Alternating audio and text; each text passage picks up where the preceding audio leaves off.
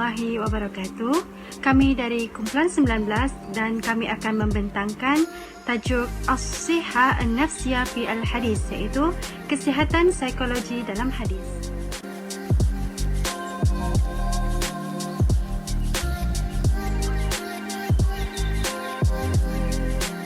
Kita beralih kepada pengenalan.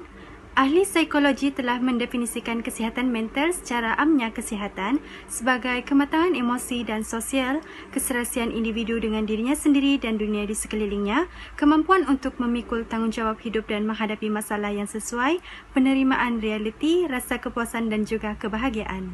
Seterusnya, contoh definisi ini merangkumi definisi yang dikembangkan oleh World Health Authority, iaitu individu menyesuaikan diri dengan diri mereka dan dunia secara umum dengan kejayaan maksimum.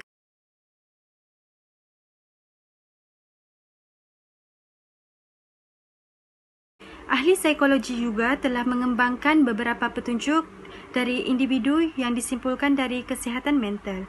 Contohnya termasuk petunjuk Maslow yang merangkumi hubungan individu dengan sekumpulan nilai, termasuk keikhlasan individu dengan orang lain untuk memiliki keberanian untuk mengekspresikan apa yang benar ditunjukkannya, untuk berdedikasi dalam pelaksanaan pekerjaan yang harus dilaksanakannya, untuk mengungkapkan siapa yang dia inginkan dan apa yang dia cintai, untuk mengetahui apa yang baik untuknya dan menerimanya tanpa menggunakan muslihat pertahanan yang bertujuan untuk memutarbelitkan kebenaran. Seterusnya, kita beralih kepada contoh petunjuk kesihatan mental yang merangkumi 6, iaitu yang pertama untuk merasa selamat secara psikologi, yang kedua untuk menerima individu itu sendiri, rasakan nilainya sebagai individu, menyedari kebolehannya, menerima mereka, menerima orang lain dan menerima perbezaan antara mereka dan perbezaan antara dia dan mereka. Kemudian yang ketiga adalah untuk dicirikan oleh tahap pengukuhan yang sesuai dan kemampuan untuk memulakan. Yang keempat, berjaya mewujudkan hubungan yang berkesan dan tepu dengan orang lain. Yang kelima, untuk bersikap realistik dalam pandangannya mengenai kehidupan, masalah yang dihadapinya dan apa yang diharapkan akan terjadi di dalamnya. Kemudian yang keenam adalah untuk disatukan peribadi. Ini adalah tanda penyatuan sahsia, iaitu yang pertama, salah satu manifestasi kematangan emosi adalah berdikari, yakin diri dan seseorang bersikap realistik dalam menghadapi masalah kehidupan. Seterusnya, keupayaan individu untuk stabil dan menahan krisis dan kesukaran. Yang seterusnya, keupayaan individu untuk menghasilkan yang munasabah dalam had kemampuan dan persiapannya. Kemudian, rasa kebahagiaan, kepastian, ketenangan fikiran dan aliran kehidupan psikologinya adalah bebas daripada tekanan dan kegelisahan. Dan yang terakhir adalah keupayaan individu untuk relatif bebas menerapkan nilai dan cita-cita dan menterjemahkannya ke dalam rancangan praktikal yang dapat membantu mengatasi masalah-masalahnya. Kemudian kita beralih pula kepada contoh petunjuk kesihatan mental dari Samuel Magarius, iaitu beliau berpendapat bahawa sejauh mana individu menerima fakta mengenai kebolehan dan persiapannya, apa yang dia boleh dan tidak boleh, sejauh mana individu membiasakan diri dengan hubungan sosial dan kemampuannya menjalin hubungan ini dalam keluarga dan di luar, betapa berjaya dan puasnya individu dalam kerjanya, permintaan individu untuk kehidupan secara umum, semangat dan positif terhadapnya, kemudian rasa kompetensi dan kemampuan individu terhadap sikap dan amalan kehidupan seharian, serta kekecewaan dan keadaan yang kadang-kadang tidak dijangka, keberanian sastera dan kemampuan individu untuk bertanggungjawab terhadap keputusan dan tindakan yang ditanggani, kestabilan sikap dan sikap individu seperti yang dilihat oleh orang lain, keupayaan individu untuk memenuhi keperluan biologi dan psikologinya dengan betul dan untuk mencapai keseimbangan dan keharmonian antara motifnya yang pelbagai. Seterusnya, perluasan bidang psikologi individu dan minatnya terhadap minat seimbang dalam pelbagai amalan kognitif, praktikal, rekreasi dan sosial. Kemudian yang terakhir adalah kewujudan falsafah yang tenang dan bersepadu yang mampu memandu tindakan individu dan menentukan sudut pandangan dan kedudukannya mengenai perkara yang berbeza dan mencapai keharmonian dan penyatuan kepribadiannya. Dr. Muhammad Audeh Muhammad dan Dr. Kamal Ibrahim Morsi dalam buku mereka telah menyatakan bahawa kesihatan mental dalam terang psikologi dan Islam, dan mereka telah mempertimbangkan aspek kerohanian dan kepercayaan kepada Tuhan dan prestasi ritual pemujaan antara petunjuk penting kesihatan mental.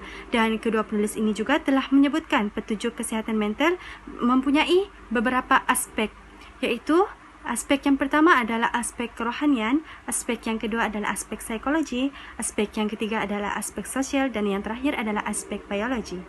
Seterusnya kita beralih kepada konsep kesihatan mental dalam Al-Quran dan juga hadis. Kepribadian dan kesihatan mental yang normal. Berikut adalah beberapa penyataan, iaitu pertama sekali diberi contoh di sini bahawa perwatakan Rasulullah sallallahu alaihi wasallam yang mempunyai aspek fizikal dan rohani yang seimbang, iaitu adalah aspek kesihatan mental yang normal. Seterusnya, baginda juga menjalankan kehidupan dengan memenuhi keperluan jasmani dalam batas-batas hukum dan memenuhi keperluan rohani. Dan Allah juga telah mengakui kesempurnaan kepribadian Rasulullah sallallahu alaihi wasallam di dalam Al-Quran yang bermaksud, dan kamu adalah makhluk yang hebat. Baiklah, itu sahaja daripada saya. Kita akan beralih kepada pembentang seterusnya, iaitu Saudari Hazira. Dipersilakan. Bismillahirrahmanirrahim. Assalamualaikum warahmatullahi wabarakatuh. Ismi Nur Hazira binti Razaha 049946. Sa'wasilu saniyan. Uslubu saitarati alal janibil badani fil insan. Iaitu yang kedua, kaedah kawalan aspek fizikal pada manusia. Okey, yang pertama, as-saitaratu ala dawafi', iaitu kawalan keinginan. At-tanzimul awwalu huwa ishba'uha anit tariqil halalu al-masmuhu bihi syar'an. Wa min amsilati hadzal tanzimi ibahatu ishba'id dafi' al-jinsiyya an tariqi zawaji faqat wa tahrimu ishba'ihi an tariqi zina. Iaitu cara yang pertama, kita kena memenuhi keinginan kita dengan cara yang halal dan sah. Contohnya, kita kena penuhi keinginan kita untuk dorongan seksual melalui perkahwinan sahaja dan haram memuaskan keinginan melalui jalan zina. Seperti mana yang disebutkan di dalam Al-Quran, surah An-Nur ayat 33, A'udzubillahi minasyaitanirrajim. وَلْيَسْتَعْفِفِ الَّذِينَ لَا يَجِدُونَ نِكَاحًا حَتَّى يُغْنِيَهُمُ اللَّهُ مِنْ فَضْلِهِ. Maksudnya, dan orang-orang yang tidak mempunyai kemampuan berkahwin, hendaklah mereka menjaga kehormatannya sehingga Allah memberi kekayaan kepada mereka dari limpah kurnianya. At-tazimus sani huwa adamu israfin fi ishba'id dawafi' lamma fi zalika min adrarin bisihati al-badaniyati wan nafsiyati. Iaitu cara yang kedua, kita tak boleh terlalu melampau dalam mengenyangkan kehendak ataupun keinginan kerana ia boleh membahayakan fizikal dan mental kita. Seterusnya, kaedah yang kedua. Kaedah yang pertama tadi adalah kawalan keinginan. Kaedah yang kedua adalah as-saitaratu alal infi'alati, kawalan emosi. Yad'ul Qur'an an-nasu ila saitarati ala infi'alatihim wa tahakkum fiha. Al-Quran menyuruh orang ramai untuk mengawal emosi mereka. Kenapa Al-Quran menyeru orang ramai untuk mengawal emosi mereka? Kerana dirasatut tabiati wan nafsiyati, menurut kajian perubatan dan psikologi, sabata an idtiraba al-hayati al-infialiyati lil insani yuaddi ila nusyu'in kasirin min a'radi al-amradi al-badaniyati wan nafsiyati. Iaitu kerana gangguan kehidupan emosi manusia telah terbukti akan membawa banyaknya gejala penyakit fizikal dan psikologi. Psikologi kat sini maksudnya penyakit emosi lah. Okay. Secara khulasahnya, secara kesimpulannya, riayatu wa muraqabati sihatina al-jasadiyati wal-atifiyati muhimmun jiddan lil husuli ala hayatin sahiyati. Menjaga dan mengawal kesihatan fizikal serta emosi kita sangat penting untuk mendapatkan kehidupan yang sihat. Wallahu a'lam. Assalamualaikum warahmatullahi wabarakatuh. Saya Umi Aisyah binti Lub alias Lut, nombor metrik 050967.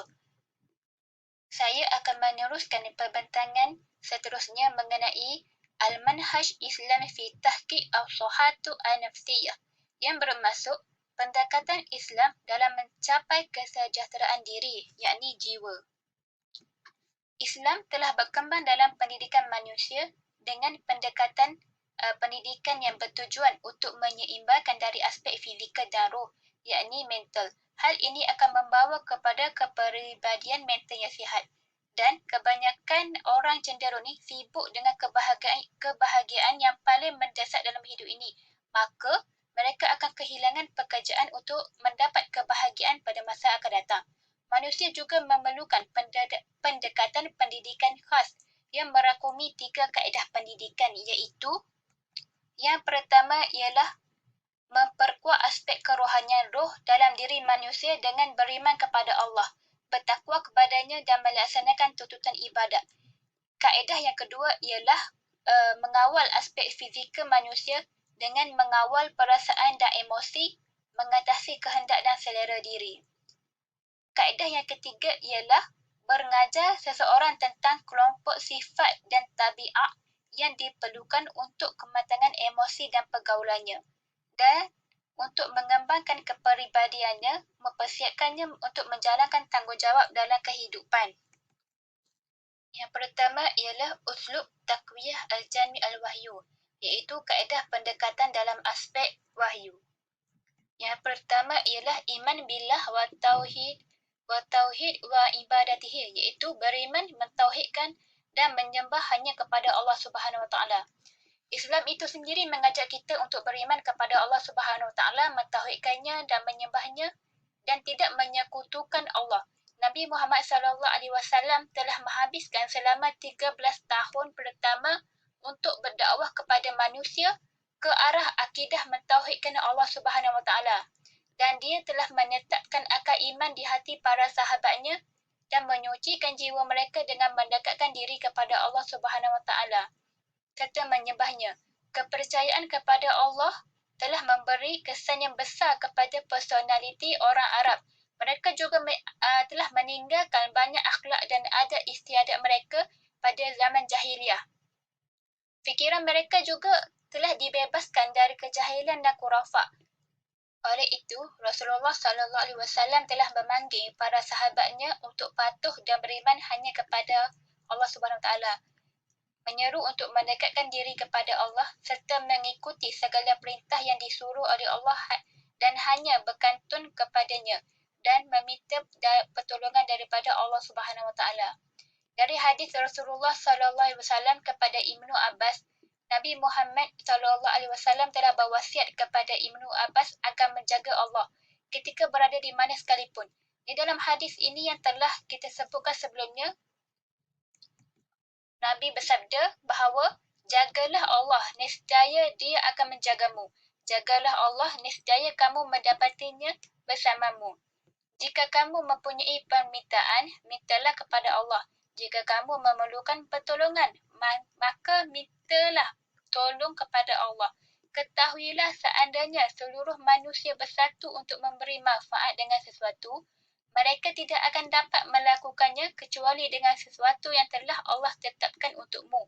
Dan jika mereka bersatu untuk mencelakakanmu dengan sesuatu, mereka tidak akan dapat melakukannya kecuali dengan sesuatu yang telah ditetapkan oleh Allah kepadamu.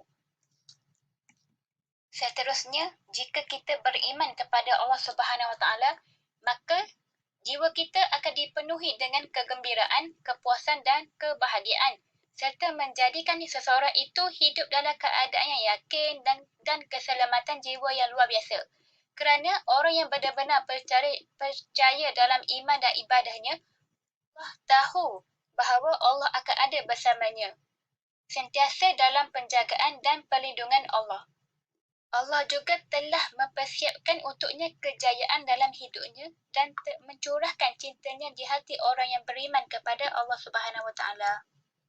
Allah Subhanahu Wa Taala telah berfirman di dalam surah Al-An'am ayat 82. A'udzubillahi minasyaitonirrajim. الذين آمنوا ولم يلبسوا إيمانهم بظلم أولئك لهم الأمن وهم مهتدون. Yang bermaksud orang-orang yang beriman dan tidak mencampur adukkan iman mereka dengan kezaliman, yakni syirik, mereka itulah yang akan mendapat keamanan dan mereka itu adalah orang-orang yang mendapat petunjuk. Allah Subhanahu Wa Taala juga telah berfirman di dalam surah Al-Ra'd ayat 28 yang bermaksud iaitu orang-orang yang beriman dan hati mereka akan menjadi tenteram dengan mengingat Allah. Ingatlah, hanya dengan mengingati Allah, hati kita akan menjadi tenteram. Seterusnya ialah takwa. Orang yang benar-benar beriman kepada Allah Subhanahu Wa Taala mestilah memiliki rasa takut kepada Allah. Ketakwaan adalah seseorang itu menjauhkan dirinya dari perkara yang murka dan tidak dirodai Allah dengan menghindari melakukan dosa maksiat dan mengikuti segala perintah Allah. Konsep ketakwaan ini telah menunjukkan bahawa seseorang itu sentiasa mencari kebenaran, keadilan, kepercayaan dan kejujuran dalam perbuatannya dan memperlakukan orang dengan kebaikan, menghindari kezaliman dan ketidakadilan. Ia juga termasuk dalam konsep fatwa, iaitu menyatakan bahawa setiap manusia ini harus melakukan semua pekerjaan yang dilakukan dengan sebaik mungkin kerana apa yang mereka lakukan itu akan diberi ganjaran oleh Allah Subhanahu Wa Taala. Takwa dalam pengertian ini telah menjadi tenaga yang dituju kepada manusia ke arah tingkah laku yang lebih baik, ke arah pengembangan diri dan mengelakkan tingkah laku yang buruk serta sesat. Ketakwaan adalah salah satu faktor utama dalam kematangan individu, integriti dan mencapai keseimbangan kepribadian. Ciri-ciri manusia dan kebahagiaan serta kesihatan mental. Seterusnya, aspek pendekatan dalam ibadat. Dengan melakukan pelbagai ibadah seperti solat, puasa, zakat dan haji, ia juga berfungsi untuk memupuk kepribadian seseorang. Ia juga membantu untuk membentuk kepribadian normal serta kesihatan kepada dirinya.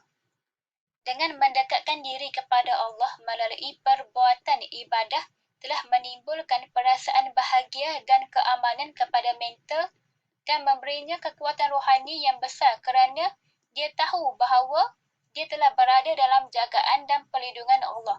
Dan hanya Allah lah yang maha kuasa yang mampu memberikan pertolongan dan sokongan kepada yang dia hendaki. Hadis ini dari Rasulullah. Abu Hurairah radhiyallahu anhu berkata, Rasulullah sallallahu alaihi wasallam bersabda, sesungguhnya Allah Subhanahu Wa Taala telah berfirman, barang siapa yang memusuhi waliku, maka aku menyatakan perang kepadanya. Tidaklah seorang hambaku mendekatkan diri kepadaku dengan sesuatu yang lebih aku cintai daripada hal-hal yang telah aku wajibkan baginya. Sentiasa hambaku mendekatkan diri kepadaku dengan amalan-amalan sunnah sehingga aku mencintainya. Apabila aku telah mencintainya, maka aku menjadi pendengarannya yang dia gunakan untuk mendengar. Aku menjadi penglihatannya yang dia gunakan untuk melihat. Aku menjadi tangannya yang dia gunakan untuk memegang dan aku menjadi kakinya yang dia gunakan untuk melangkah. Jika dia meminta kepadaku, pasti aku memberinya. Dan jika dia meminta perlindungan kepadaku, pasti aku akan melindunginya. Diriwayatkan oleh Al-Bukhari. Cara ringkasnya, keharusan untuk kita bertawakal kepada Allah dalam segala hal adalah sesuatu yang wajar. Tak kala kita hanya menyembah Allah, kita pun akan meminta hanya kepada Allah. Inilah prinsip akidah yang paling penting. Tidak ada yang digantungi, dimintai dan diharapkan kecuali kepada Allah. Bila kita menjaga Allah, maka Allah akan menjaga kita pula. Penjagaan Allah kepada kita tentu berbeza dengan penjagaan kita kepadanya. Penjagaan Allah sangat luas, sangat sempurna dan jangkauannya meliputi dunia akhirat. Bentuk penjagaannya Allah di dunia bermacam-macam.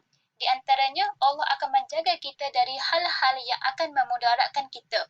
Allah juga akan memberi kita kesihatan, kesempurnaan fizik, ilmu ataupun kudrat untuk semakin kita mengenal kepada Allah Subhanahu Wa Taala. Itu saja daripada saya. Seterusnya perbatangan ini saya akan serahkan kepada kawan saya, Nasibah. Terima kasih kepada Saudari Umi di atas penerangan yang diberikan. Bismillahirrahmanirrahim. Assalamualaikum warahmatullahi wabarakatuh. Saya Nasibah binti Muhammad Zani bernama matrik 049501 akan menerangkan berkenaan kaedah mengajar ciri-ciri yang diperlukan untuk kesihatan mental.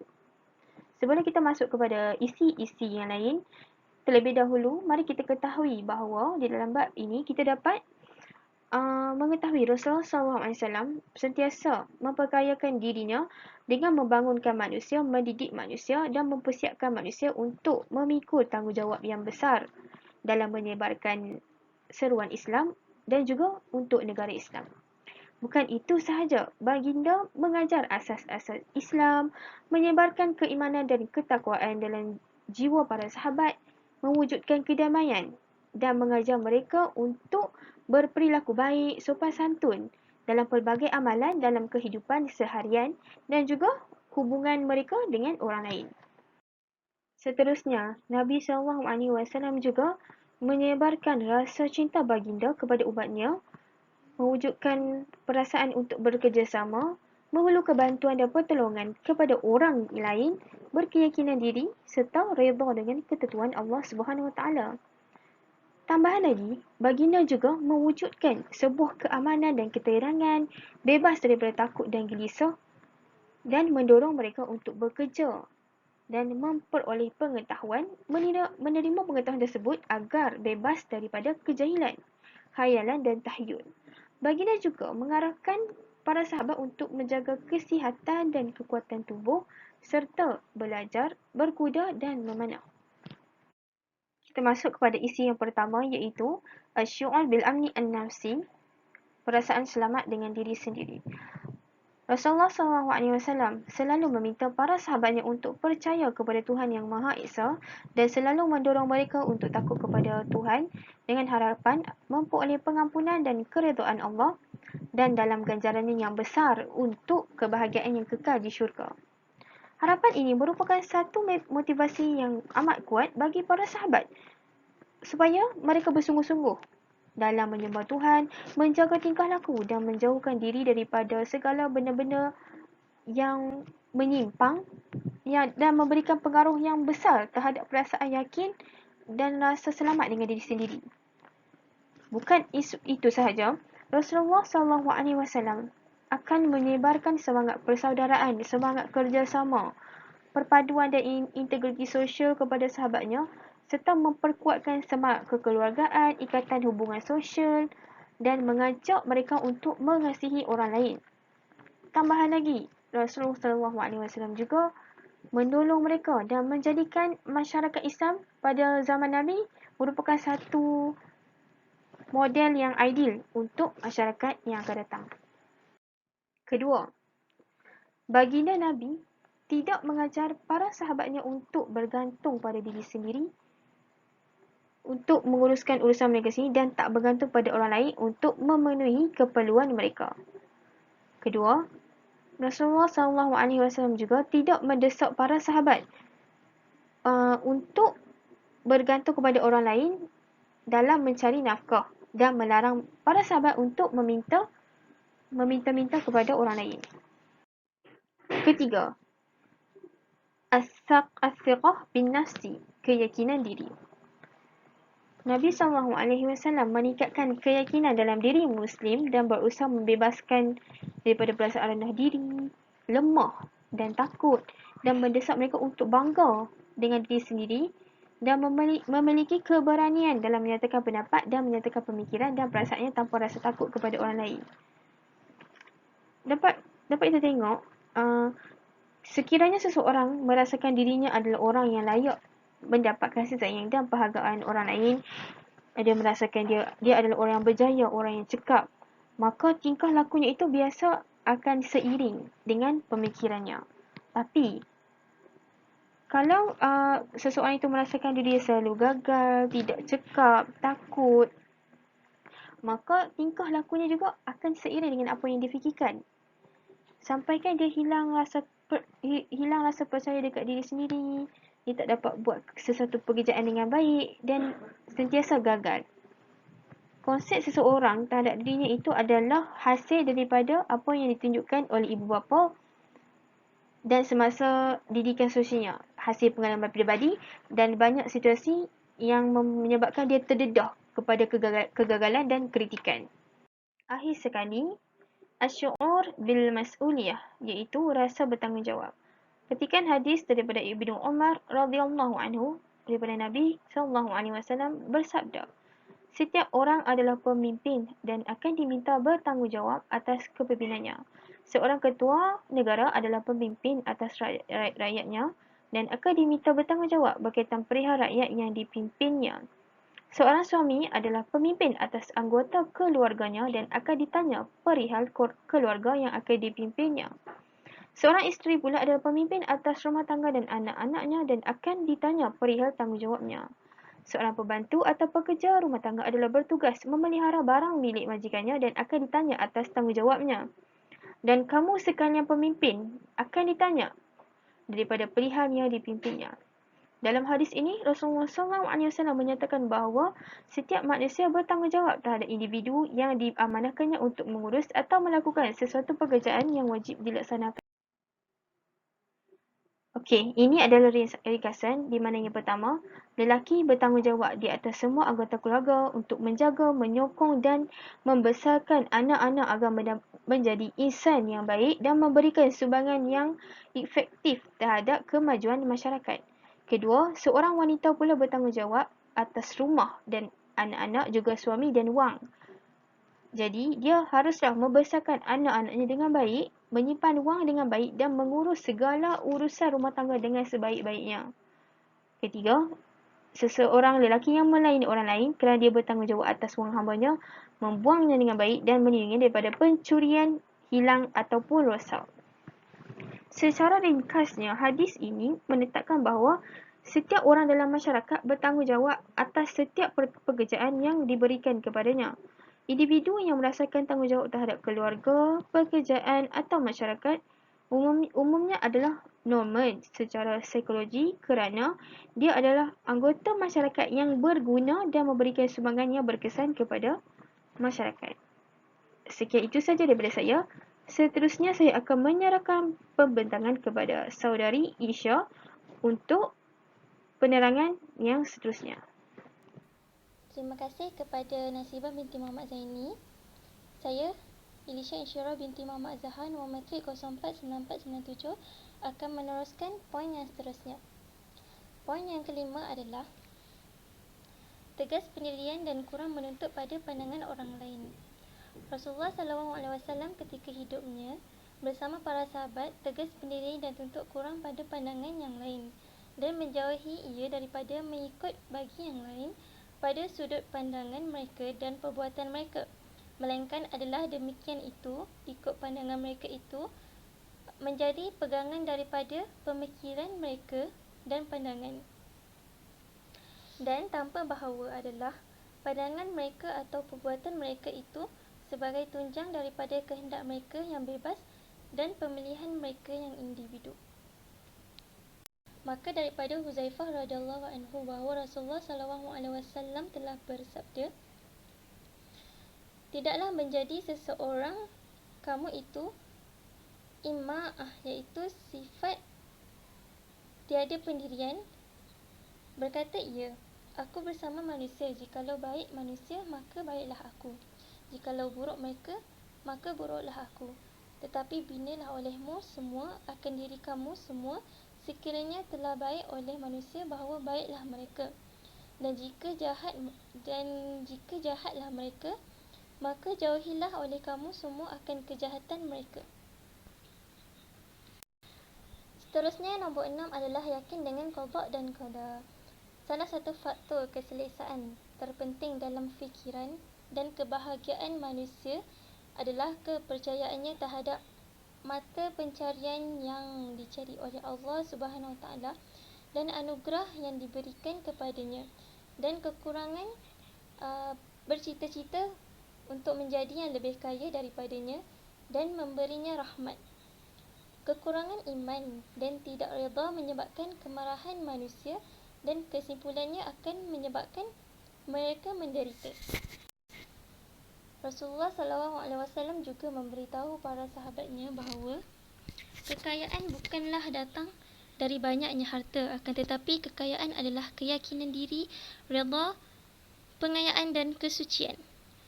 Maka daripada Abu Hurairah radhiyallahu anhu, Rasulullah SAW bersabda, bukanlah kekayaan itu kerana banyaknya harta, akan tetapi kekayaan itu adalah kaya hati, iaitu kaya jiwa. Yang ketujuh adalah sabar. Petunjuk atau indikator penting kesihatan mental adalah kemampuan individu untuk menanggung kesusahan hidup, ketahanan dalam menghadapi kesukaran dan krisis, dan bersabar dengan bencana dan musibah dunia, sehingga mereka tidak lemah di hadapannya dan tidak runtuh, dan tidak berputus asa.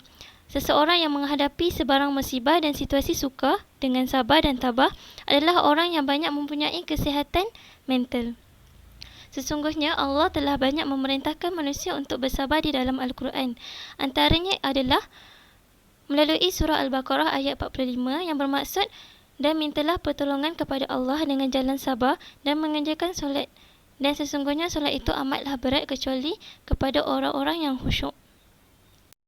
Rasulullah memberitahu para sahabatnya bahawa apa sahaja penyakit atau musibah yang menimpa mereka adalah ujian daripada Allah untuk menambahkan darjat mereka, menghapus dosa-dosa mereka dan menulis untuk mereka perbuatan yang baik. Ajaran yang diajarkan oleh Nabi ini menguatkan mereka dalam kebiasaan bersabar menghadapi kesukaran hidup dan menanggung musibah dengan redha dengan ketentuan Allah SWT. Diriwayatkan dari Abu Hurairah dan Abi Sa'id, sesungguhnya Rasulullah SAW bersabda, tidaklah sesuatu menimpa terhadap orang beriman dari kesusahan, dari rasa sedih, rasa sakit, melainkan Allah SWT peduli kepadanya kecuali Allah menghendaki perkara yang buruk. Seterusnya, yang ke-8 adalah melakukan kerja dengan efektif dan cekap. Rahsia orang yang bertenaga ialah mereka yang melaksanakan kerjanya dengan penuh semangat dan penuh efektif. Selalu berusaha untuk menguasai apa yang dilakukan dan melaksanakannya dengan cara yang terbaik, dan menjalankan kerjanya dengan bertanggungjawab moral terhadap dirinya, keluarganya dan masyarakat. Islam adalah kehidupan beragama dan pekerjaan. Ia mendorong manusia untuk bekerja dan melarang kelusuan dan kemalasan. Islam juga menuntut manusia untuk berjuang di dunia dan mencari rahmat Allah. Allah SWT telah berfirman dalam surah Al-Jumu'ah ayat 10 yang bermaksud, kemudian setelah selesai solat, maka bertebaranlah kamu di muka bumi untuk menjalankan urusan masing-masing dan carilah apa yang kamu hajati dari limpah kurnia Allah, serta ingatlah akan Allah banyak-banyak dalam segala keadaan supaya kamu berjaya di dunia dan di akhirat. Dan yang terakhir adalah menjaga kesihatan badan. Petunjuk atau indikator kesihatan mental juga adalah keselamatan dan kesihatan tubuh.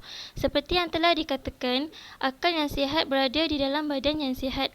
Rasulullah SAW juga mementingkan peningkatan kepribadiannya kepada para sahabatnya dalam semua aspek psikologi, fizikal dan sosial mereka.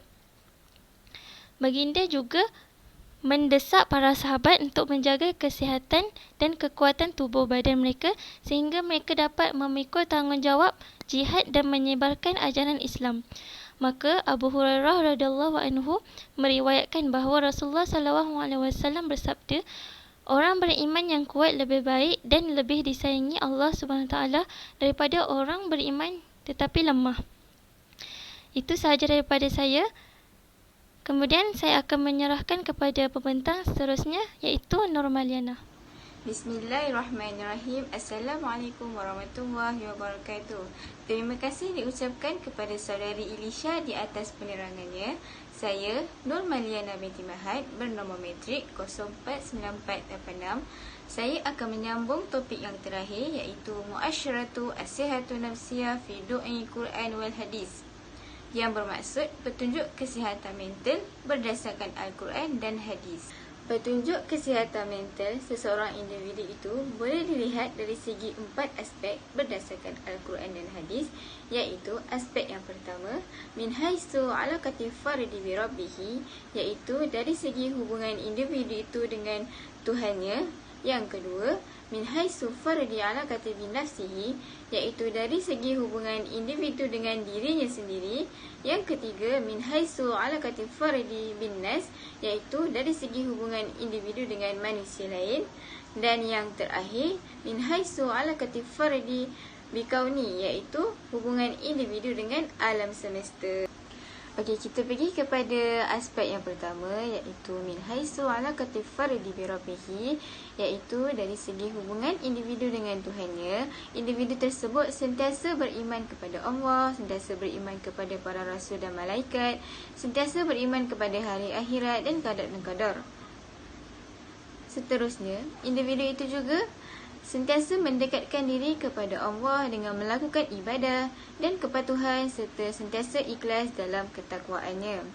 Selain itu, individu itu juga mengikuti semua yang diperintahkan oleh Allah dan menjauhkan diri daripada segala perbuatan buruk dan dosa-dosa yang dilarang oleh Allah dan Rasulullah.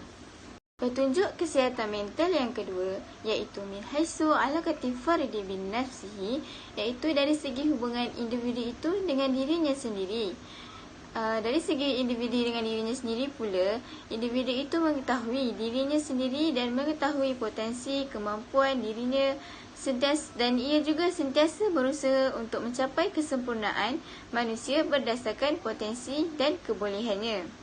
Seterusnya, ia juga sedar akan perasaan dan emosinya dan ia merasakan bebas untuk meluahkan apa yang baik kepada dirinya dan boleh diterima.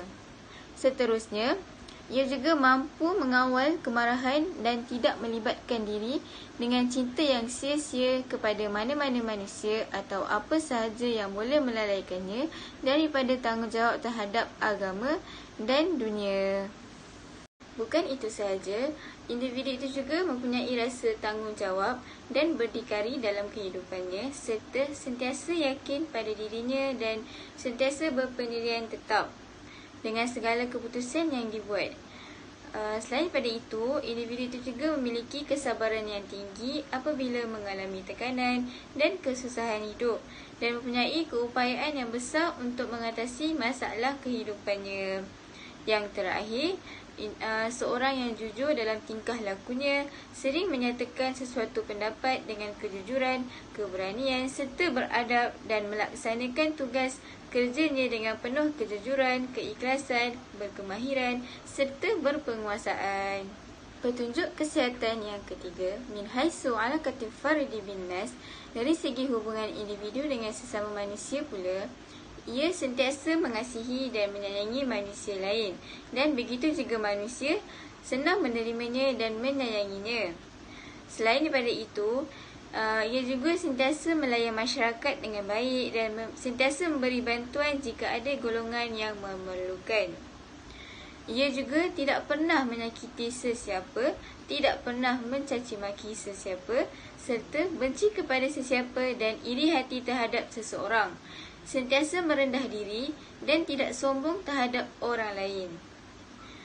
Individu itu juga sentiasa menghargai perasaan dan emosi orang lain, sentiasa menghormati pandangan mereka dan sentiasa memaafkan kesalahan orang lain. Dari segi hubungan kekeluargaan pula, individu itu sentiasa menghormati dan melayan isterinya dengan baik. Begitu juga ia melayan anak-anaknya dengan baik dan sentiasa mengambil berat tentang hal mereka serta mengurus pendidikan dan kebajikan anak-anak mereka. Selain daripada itu, individu itu juga sentiasa berbuat baik dan menghormati kedua ibu bapanya dan juga sentiasa berbuat baik terhadap jiran-jirannya. Petunjuk kesihatan mental seseorang individu itu berdasarkan Al-Quran dan Hadis. Yang terakhir ialah min haisu alaqati fardi bil kauni, dari segi hubungan individu dengan alam semesta. Individu itu mengetahui kedudukannya di alam semesta ini dan mengetahui peranannya sebagai khalifah Allah di muka bumi ini yang mempunyai tanggungjawab memelihara bumi dan menerapkan pendekatan Allah SWT dalam kehidupan. Seterusnya, ia juga mengakui keajaiban dan kekuasaan Allah SWT dalam mencipta segala keindahan di alam ini dan melihat makhluk-makhluk ciptaan Allah SWT. Ia juga sentiasa mempunyai rasa cinta terhadap semua makhluk ciptaan Allah SWT di muka bumi ini, termasuklah haiwan dan tumbuh-tumbuhan. Akhir sekali, kesimpulan yang dapat disimpulkan berdasarkan tajuk kami iaitu kesihatan psikologi dalam hadis. Kesihatan mental individu bergantung kepada keseimbangan emosi seseorang. Ia dapat dinilai melalui tingkah laku seseorang dengan dunia sekeliling, seperti ketika individu itu sedang bersosial, ketika melaksanakan kerja ataupun ketika bersendirian. Para psikologi moden, sama ada Barat ataupun Islam, bersetuju bahawa pentingnya peranan agama dan beriman kepada Tuhan dalam kesihatan mental seseorang, tidak kira dari aspek apa-apa pun, sama ada kerohanian, aspek psikologi, aspek sosial maupun aspek biologi. Orang yang mempunyai kesihatan mental yang baik sentiasa akan menjauhi perbuatan yang jahat dan melakukan perkara-perkara yang baik. Seterusnya, mengawal keinginan semula jadi dan emosi sangat penting dalam diri kita agar kita dapat menjalani kehidupan ini dalam keadaan baik dan sihat. Jika salah satu daripada ini tidak mampu dikawal dengan baik, ia boleh menyebabkan diri kita terdorong melakukan perbuatan maksiat dan perkara-perkara yang boleh merosakkan diri sendiri. Oleh itu, dalam setiap tindakan atau perkara yang dihadapi, perlulah bertindak menggunakan akal dan hati untuk menilai atau bertindak ke atas perbuatan tersebut. Sekian sahaja daripada kumpulan kami, kumpulan 19 yang membentangkan tajuk As-Sihatun Nafsiyah fil Hadis, iaitu kesihatan psikologi dalam hadis. Wabillahi taufiq wal hidayah. Wassalamualaikum warahmatullahi wabarakatuh.